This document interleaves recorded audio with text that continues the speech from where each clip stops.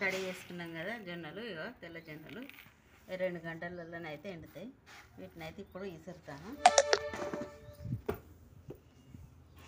ఉన్నది కొన్ని పోసుకుంటూ మనం విసిరినట్టే ఇస్తాను. ఈజీగానే తిరుగుతుంది జొన్నలు కదా, మన రవ్వల టైట్గా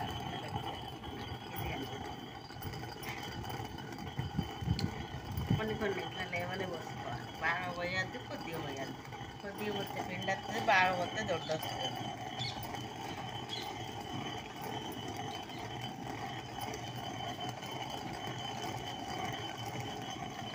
కడిగేసుకున్న జొన్నలు మొత్తం ఇట్లానే వేసుకోవాలి.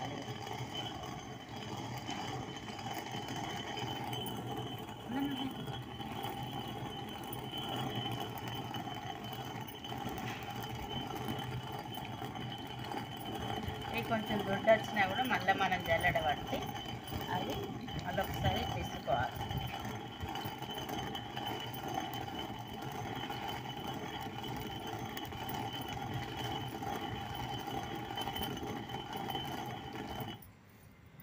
అయ్యో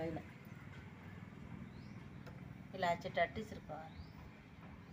అన్నీ మనం కడిగేసుకున్న జొన్నలు మొత్తం అలాగే ఇసురుకోవాలి.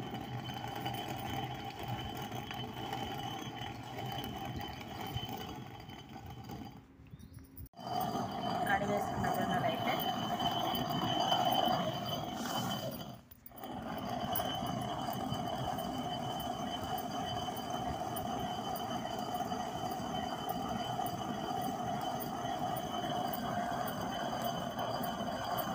అయిపోయింది.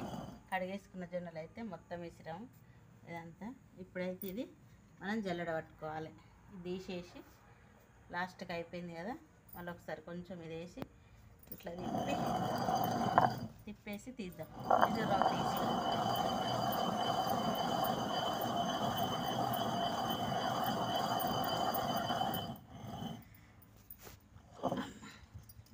ఇంకా కొంచెం ఉంటుంది కదా, ఇది ఇట్లా అనేసి సైడ్లకు అనేసి అందులో కొంచెం మధ్యలో ఇది పోసి అది తీసేసేయాలి.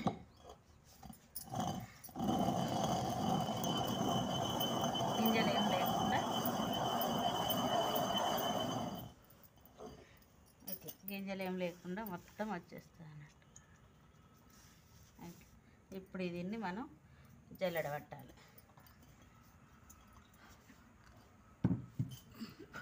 ఇదంతా వేస్ట్ పొట్టే అట్లా.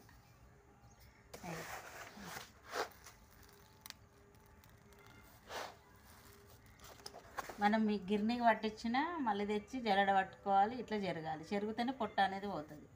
గిర్నీలో వేసినా వస్తుంది పొట్టు. మనం గిర్నీ ఇసురవుతో ఇసురుకున్నా వస్తుంది పొట్టు.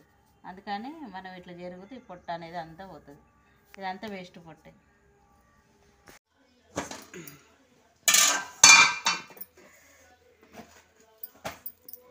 తెల్ల జొన్నలు ఇడ్లీ నిన్న ఇసిరాను కదా జొన్నలు, అవైతే ఇడ్లీ పెట్టాను. ఇడ్లీ ఎలా పెట్టాను అనేది ప్రాసెస్ అయితే వీడియో తీయలేదు, ఫుల్ వీడియో అయితే పెడతాను. బాగా వచ్చినాయి.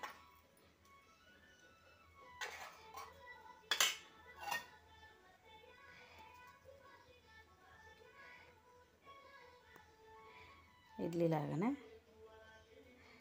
వచ్చినాయి మంచిగా. దాంట్లోకి పల్లి చట్నీ కాంబినేషన్.